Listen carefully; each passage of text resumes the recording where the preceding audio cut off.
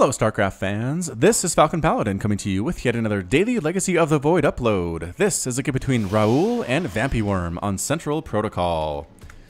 Alright, in the bottom right of Central Protocol we have the red Protoss player, it is Raul. And in the top left of Central Protocol we have the blue Protoss player, it is VampyWorm. Okay, so PvP on this huge map. Look at the distance between these two players and cross spawns. It's going to take years and years to get anybody to attack anybody else. Maybe this will be a macro game. I suppose it could be a cannon rush or something, but at this point I'm really not going to expect to see that just because no probes have moved out, because that's how you know. Alright, so going to have some dead time here. I just want to go ahead and mention at the end of the cast here I will have the anti-spoiler section, which a lot of people are big fans of, and then some music there by C-Beats. Check him out on SoundCloud.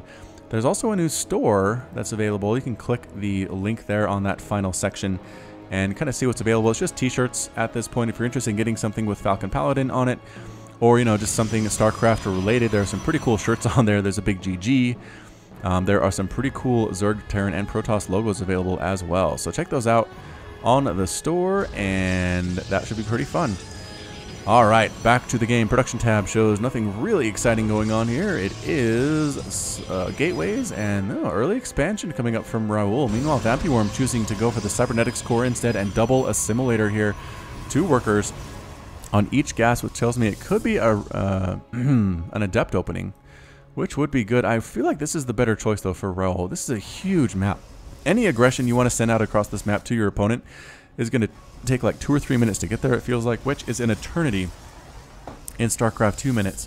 And there's the gas coming up a little bit later for Raul, but he does have 3 workers on each of his gas, which tells me it could be something like a Blink Stalker, it could be a Stargate opening, and there goes the Nexus. So again, a little bit later for VampyWorm, the tech is a little bit earlier, as well as the gas income. We'll see if that pays off for him or not. Getting that mothership core for base defense, again, I'm not sure how effective that is. Might be able to kill this probe before it gets too much scouting off.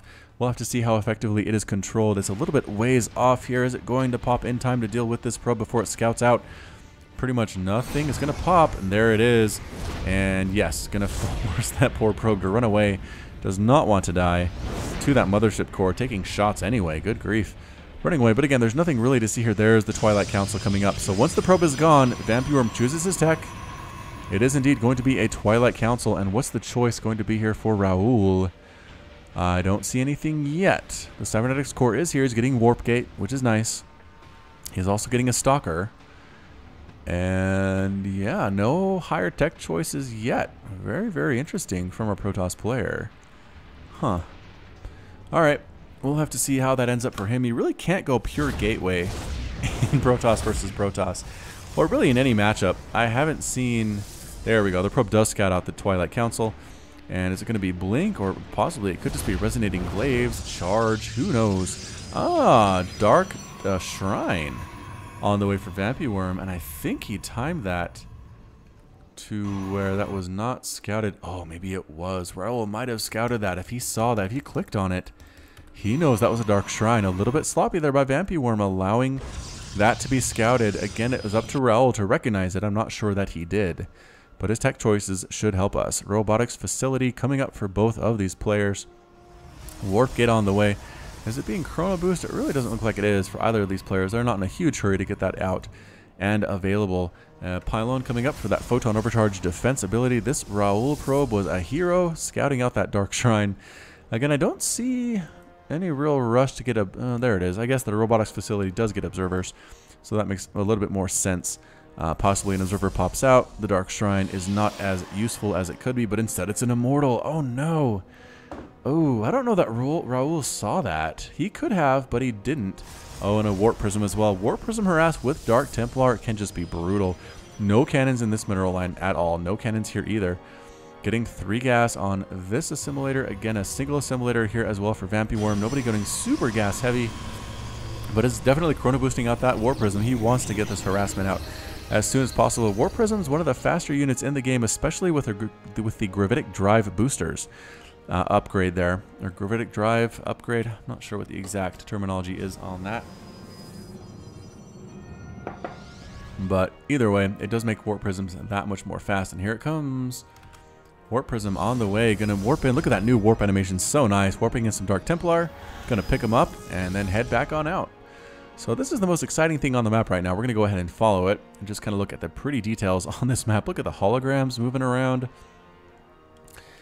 And like 3-fingered somethings with fingernails. That's what it kind of looks like to me. Holding that watchtower is VampyWorm. Raul has no idea this is coming at all. He is making an observer though. Good for him.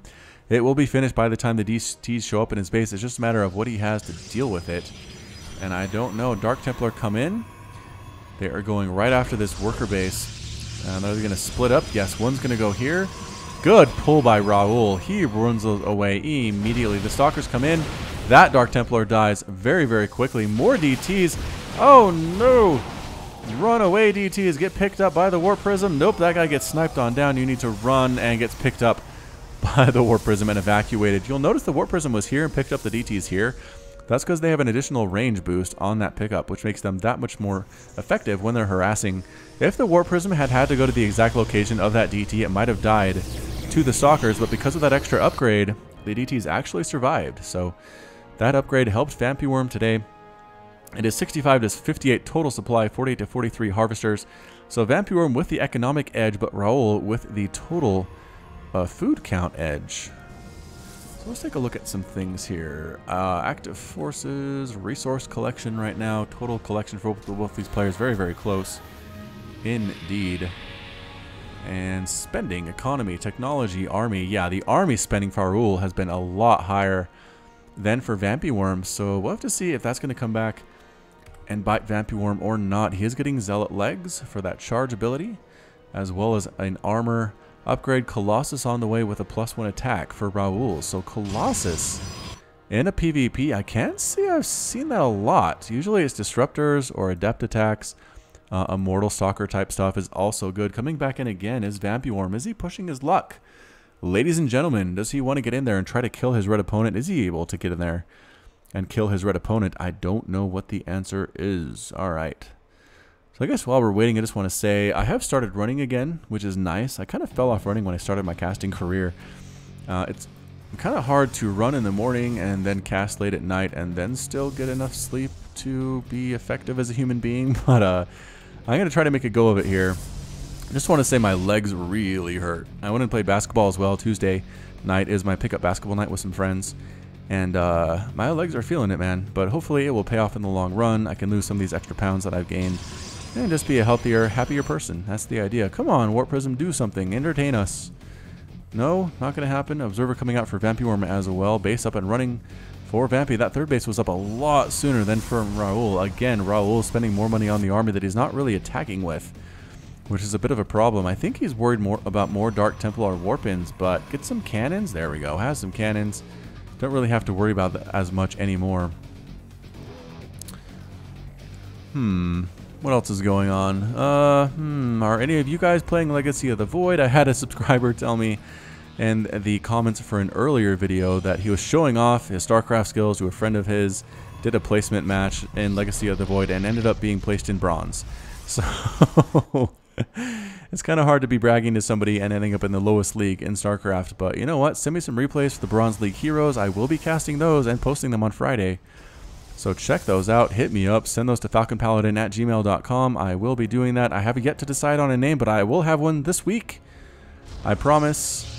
And then everybody will be happy because Bronze League Heroes is a really popular concept. Like, it was a good idea from Husky. I'm stealing it, obviously, but I will call it something else so it's not as obvious that it is a steal, although everybody will know anyway. Pylon's throwing up everywhere for Vampy. Just wants to be able to warp in at a moment's notice.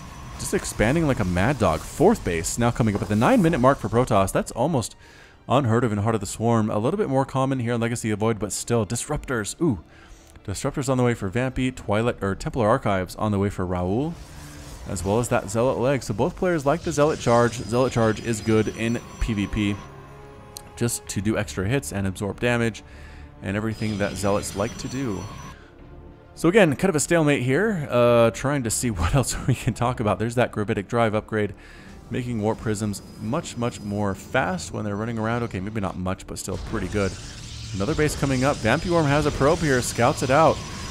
Both players kind of sectioning off the map here by halves. 139 to 125 supply. Pretty even on that count. 67 to 59 total harvesters. VampyWorm is ahead on both of those metrics. He's macroing a little bit better than his opponent right now.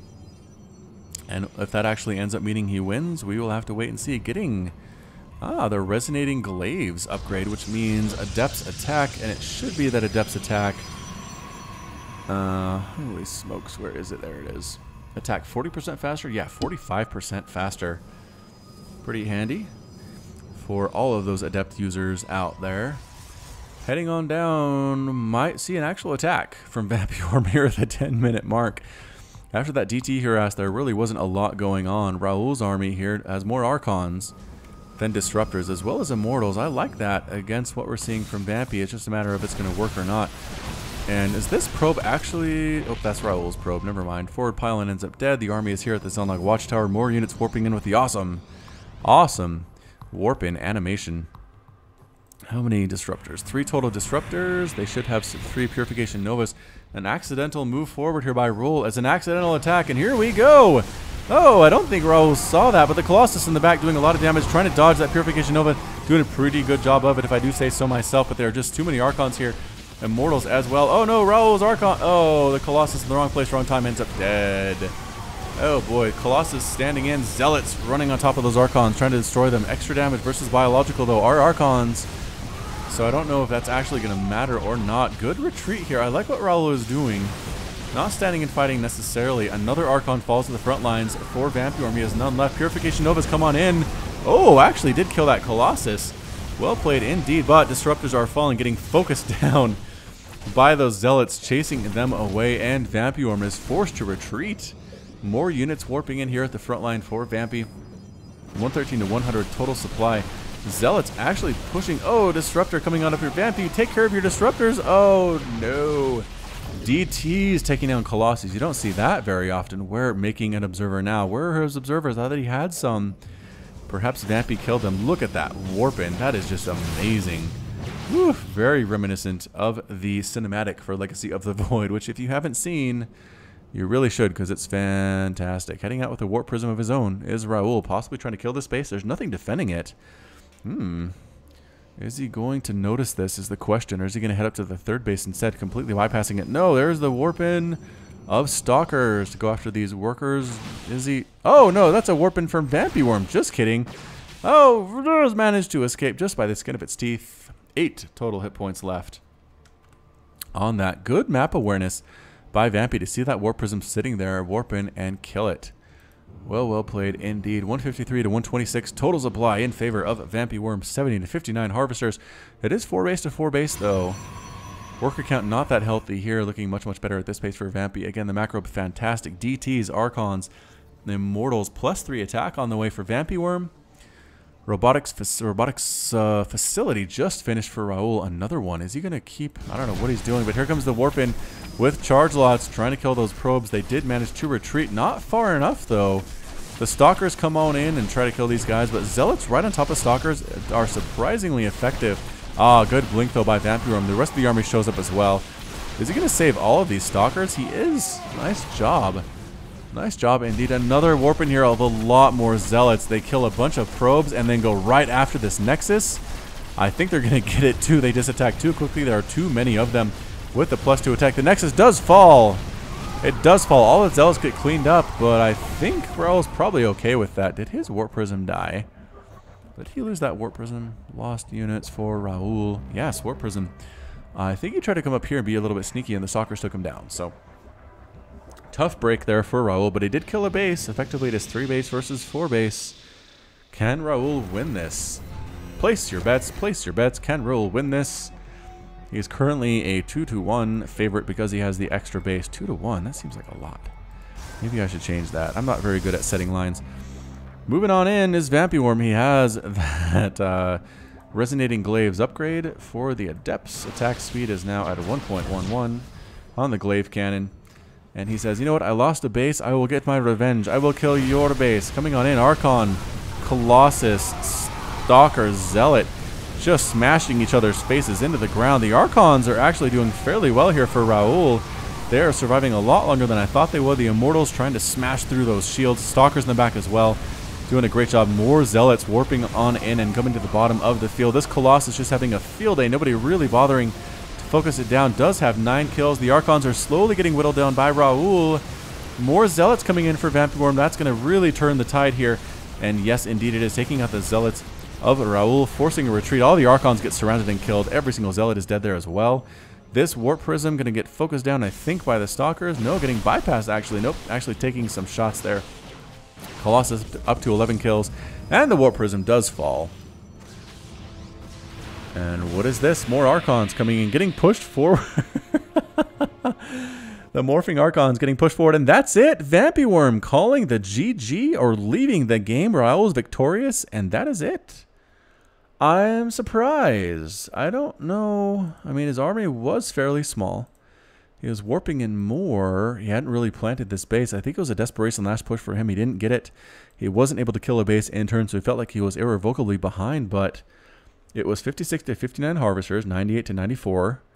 Total supply. Units tab showed, I mean, nobody had that big of an army. Raul only had a Colossus and 4 Zealots left. I mean, he was going to come kill you anytime soon. Surprising end there for VampyWorm, but I think, yeah, that attack, that Zealot warp in really paid off for Raul. There was no static defense at all to distract the Zealots from taking out all those probes and getting rid of that Nexus as well, and I think that's what won him the game. Also, it's a pretty good micro in that final battle. The Archons held their own. They did all end up dead, but they killed a lot of units at the same time, so good stuff indeed from both of these players. Pretty fun stuff. I like PvP. For those of you that skip my cast because it's PvP, shame on you. If you're watching this, you're probably not going to hear this, but either way, tell your friends, PvP is fun again. Alright, so this has been Falcon Paladin with yet another daily Legacy of the Void upload. Hit that like button, hit that subscribe if you like what you saw and what you heard today. You can also catch me on Twitch, Twitter, and Facebook, all at /Falcon Paladin. And until next time, please enjoy the music at the end of the cast, and as always, you take care of yourself.